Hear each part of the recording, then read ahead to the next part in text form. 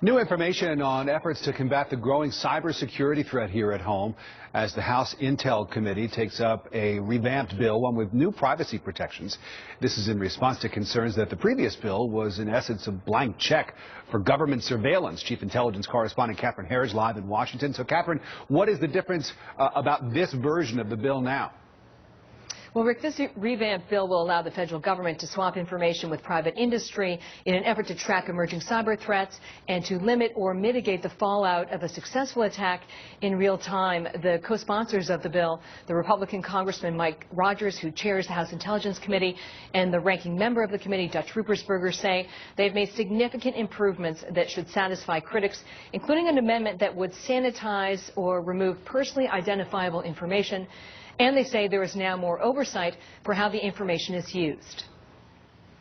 Automatic reviews from Congress every year to make sure that there's no personal information being used appropriately through this. It's just that really nasty cyber code, zeros and ones, traveling the speed of light that make up the internet. That's really what they're looking for, is those patterns. As one example, internet firms could only use this new shared data for security reasons. They couldn't use it for marketing or for other commercial purposes, Rick. Catherine, there's a sense on the part of lawmakers that time is running out on this? Well, the mark up the bill late today with the hope of a vote next week without a looming threat of a White House veto, which is what they faced last time.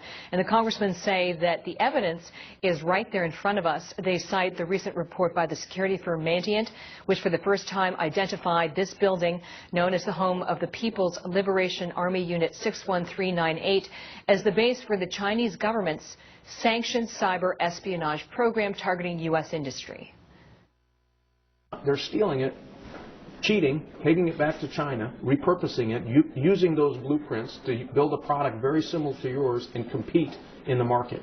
It's costing us jobs, it's costing us money, and it's taking away from our economic prosperity for the future, and it's something we've got to get a handle on today. And with confirmation that North Korea was behind the recent cyber attack on South Korea's banking and television networks, which were temporarily disabled, this is more evidence of the use of cyber as an offensive weapon. We've talked about this before on your show, this kind of 1-2 punch, cyber being used to prep the battlefield, followed by a second provocative act. And in this case, that could possibly be a missile launch April 15th by North Korea, Rick. Catherine